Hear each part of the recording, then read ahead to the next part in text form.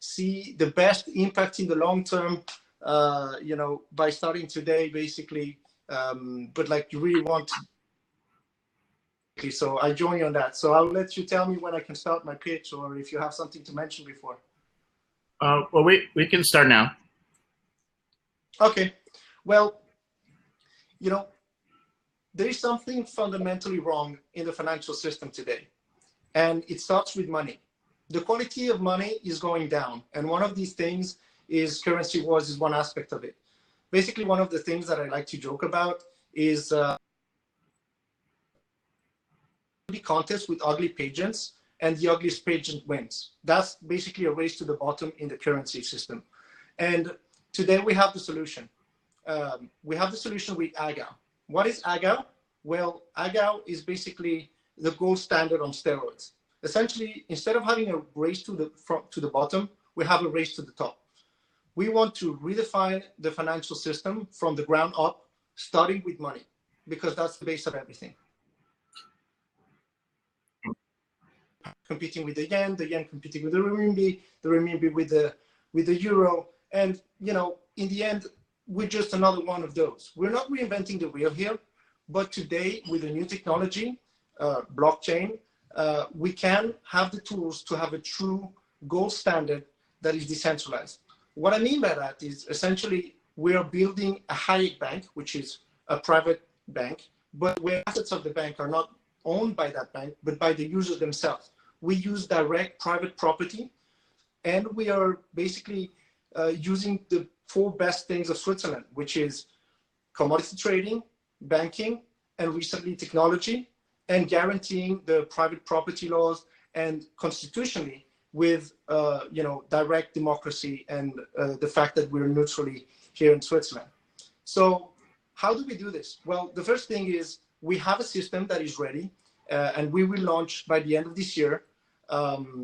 And we will essentially guarantee that we cannot issue a token without having the gold that is backing it. So essentially 1 to 1 gram.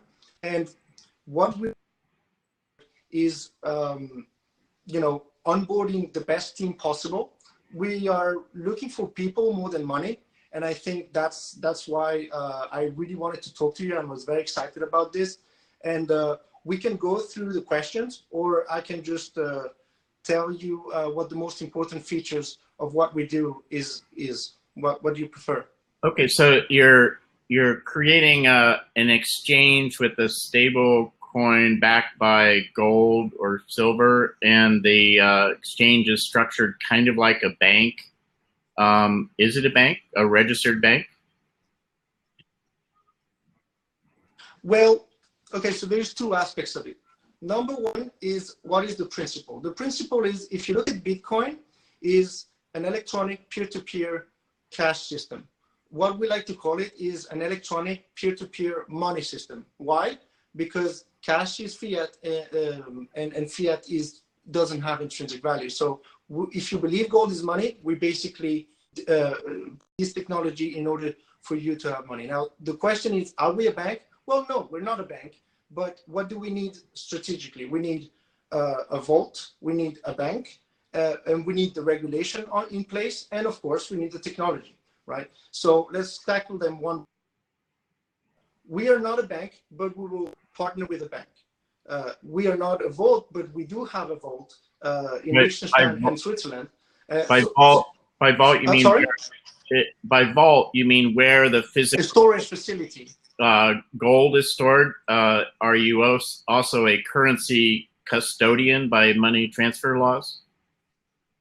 Okay, so there's different aspects. There's the custody of the token, and there's the custody of the gold. The custody of the gold is basically a private vault that is outside the banking system, but still regulated by FINMA, right? So that's one point. So in other words, we're Uberizing the vaults, and we're Uberizing the bank. We're not a bank, but we need a bank partner. We're not a vault ourselves, but we need a vault partner. So having those 2 partners, it allows us to basically tokenize, and we're not doing an ICO here. We're going top down, meaning B2B first, to basically create a better ETF, if you want to call it this way, that is just more liquid and that is more transparent in the way we're backing it. In other words, we have the transparency of the blockchain that allows us to show that the assets there is redeemable. So we basically have audits, the bar numbers, it's allocated, and you have basically the property. In other words, it's a digital, gold certificate. Before, you have a gold certificate and you have the ownership of that gold. Now you have the same thing, but in a digital way. So the lawyers play their magic, and we're partnering up with a Big Four in legal Switzerland here. And that's how we achieve that digitalization, if you want. And then after that, you basically can issue it first to institutional partners, for us to be, let's say, protected from wrongdoing, right? In other words, we have all of these people checked from AML KYC perspective, and then the distribution happens through the exchanges. So we have a line with the exchange, but the exchange will then be the one facing the customer on a B2C level. We will only do a B2B level, a network of institutionals, right? So we're having an approach of top down, meaning first institutions, and once we have that set up, then we go distribution. And that's basically the big scheme of things. And the institutions are using this for portfolio management, or which kind of institutions do you mean?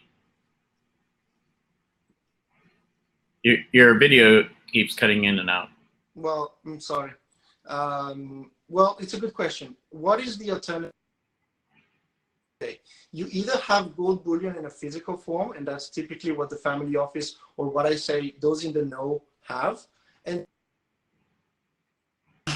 right, and the ETF, you have, number one, not all of them are actually physically backed, and then the second one is there's a management fee. So give or take, the management fee is about 0.4%, and what we have achieved with a Vault partner is to have it at 0.2% because we achieve scale. So in other words, now you have the real physical backing, you have a lower maintenance fee, if you want to call it this way, by having an embedded storage fee inside the smart contract.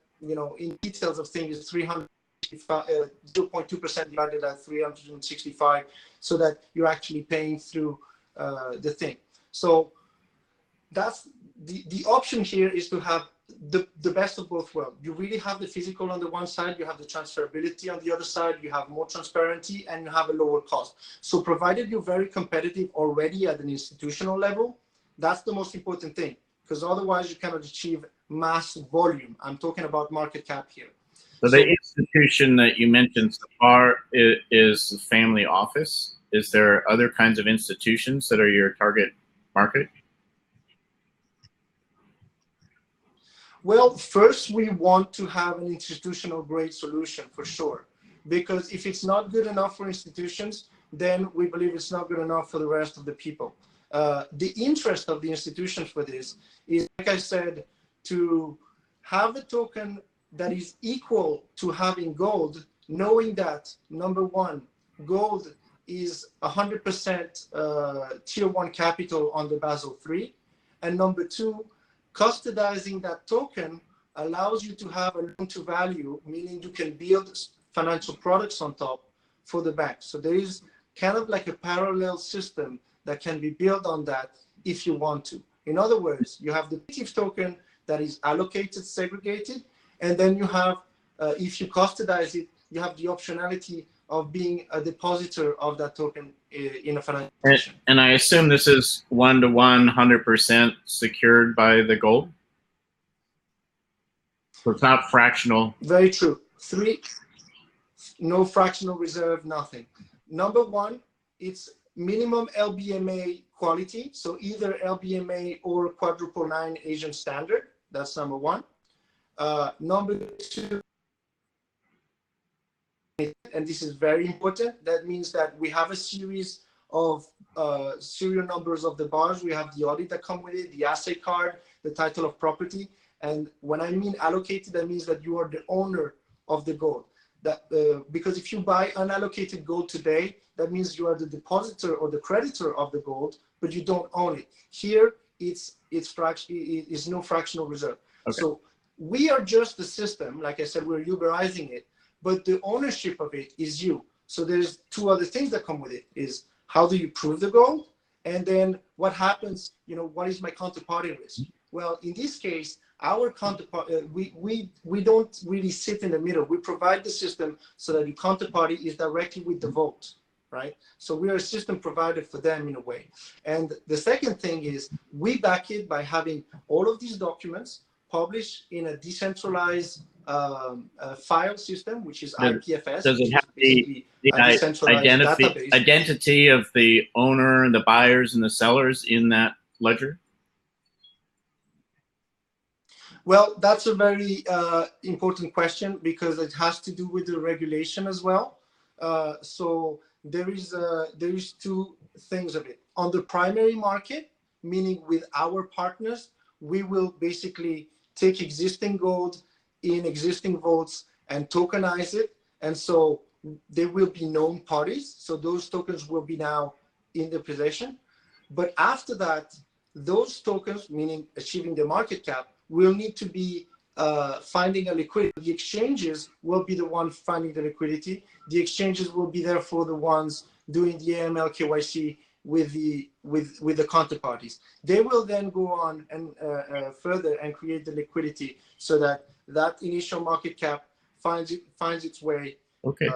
Given that we have limited the outside world. Given that we have limited time today, I understand. How do you make money in this? Well, there's two things embedded in the token. One is the registry that I talked about, but we don't make money on this because we pass on directly to the vault. And then there's another component, which is a transaction fee. So the transaction fee, you can think about it as a VAT if you want, but it's 0.4%. So when you're doing barter, and certain countries, when you do barter under a certain level, you don't. I'm a commodity trader. So we have done some of the deals where your letter of credit is backed by gold, and then essentially you can do that to avoid certain things. Essentially, but it's all transaction fee, or is there a management fee as well?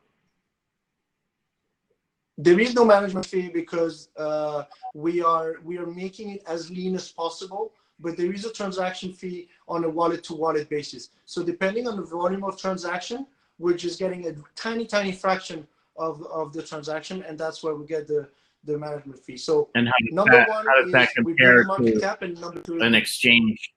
How does the tiny fraction that you're taking compare to an exchange fraction that they take? Well, there's three things you can think of. One is the Visa Master. They basically charge 1%, and we are like at 0.4. So if you actually only use blockchain on a peer-to-peer basis, you have more than half. If you are on an exchange, well, depends on the exchange. That's the policy. They have their own. We just build on top, or they actually build on top of our contract, and that's about it.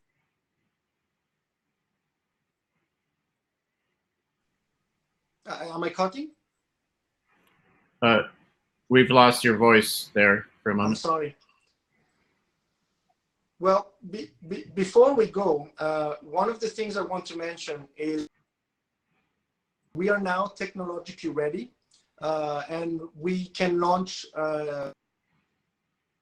this year. So we're going through a series of verification on the legal side and a series of verification also with the whole ecosystem of the security of the system, basically audited by different external parties. And the third one is well, more recently we've had the former CEO of a Swiss bank who basically joined my team as an executive board member and investor. And one of the important things right now is to take the best people and onboard them in order to really deliver on that vision. Okay, well, it sounds interesting. Are you going to be regulatory compliant and licensed in the U.S.? At the moment, we are not targeting the U.S. at all. we will first start with Switzerland for sure. Talking about the exchanges, we will start with a regulated exchange who has an license in Gibraltar. So that means that it opens the gateway for Europe. And after that, we will target Asia and Latin America before going to the US. Okay, understood. Okay. Well, so that's all the time we have, and we can explore this further if you want to send information.